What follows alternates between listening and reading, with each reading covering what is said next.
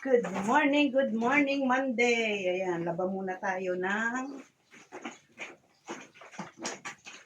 pang-araw-araw ni Darlene. Dahil pambukid lang naman niya ito eh. Kaya na ginagawa ko ganyan. Babad ko saglit. Tapos tapak-tapakan. Alam niyo, kasi ang hirap magkusot nga. Dahil sa kaartihan ko, ang sakit sa kamay. Magkusot-kusot o magbrush-brush, ganyan. Ang sakit din siya sa kamay. So, ayan. Ganyan na lang ginagawa ko. Tapak-tapak na lang ng kanyang mga pambukid. Wala na kasi siyang time magkusot-kusot o maglaban ng kanyang mga damit. Palibasa ako, tanim-tanim lang naman ang ginagawa ko. Kahit pa paano naman, tinutulungan din niya ako minsan-minsan sa pagdidili. So, ayan, ganito na lang. Tapak-tapakan ko ang kanyang mga pambukid. Kaawa, napapagod din yun. Pagdating sa gabi, cellphone ang kanyang pahinga. Tapos maya-maya makita niyo tulog na. Kaya pag naaya ng mga tropa-tropa niya, inom-inom sila. Yan, pampatulog nila. Pampapawi ng pagod nila ang kanilang mga tagay-tagay. So, ayan, ganito na lang ginagawa ko. Pawis lang naman to, alikabok, araw-araw palit. Iniipon ko muna mga 3-4 na araw. Bago siya magpalit. Araw-araw niyang palit.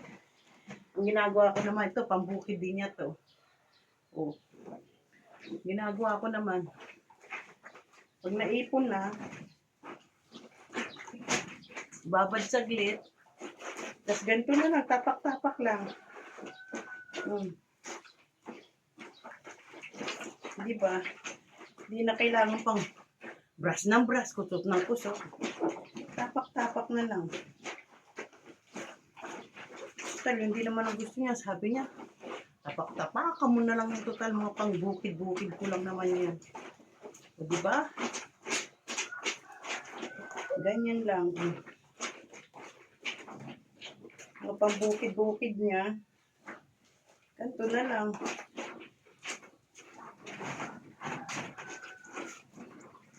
Diba? Ganyan lang ang buhay may Darlene. Kahit pa paano, aasikasuhin natin. Dahil siyempre, hindi na rin naman niya kaya magkusot-kusot pagdating ng gabi. So, kakaawa naman. Hindi lang ang paraan. Natulong natin sa kanila, hindi naman natin kayang tulungan. Lalo na ako, hindi siya kayang tulungan magdilig-dilig dyan. Ang bigat ng 2 lagadera niya. Hindi ko kaya yun. Ang bigat ng kanilang mga lagadera. So, ganyan na lang siya, oh. Tinatapak ko. Pakan ko lang yan saglit. Makita nyo, pag natutuyo, malinis din naman. Oh, malinis siya. Tapos, syempre, para mabango, dinadowny ko na lang. Fabric conditioner. O, diba? Ang dumi, tingnan nyo.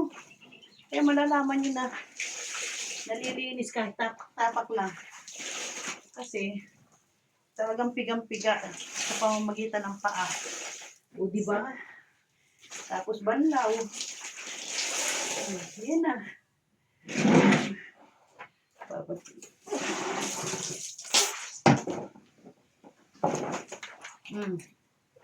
Ganyan lang gawin natin sa ating mga uniform ng ating Darlene. Yung pang araw-araw niya sa bukid. Ganyan na lang gagawin natin.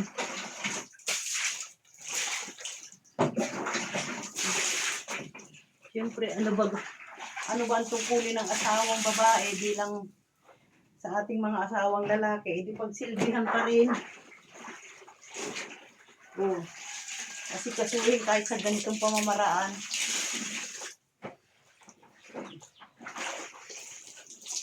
Umaga, pakapihin, pakainin. May tirang kanin, may tirang ulam sa gabi, papakainin mo. Yan na. Tapos yung mag-bukid-bukid, kailangan naman syempre may laman ang kanyang sikmura. O, diba? Ganyan lang ang buhay. Kailangan mo pa rin siyang asikasuhin. Oh, see you later, guys.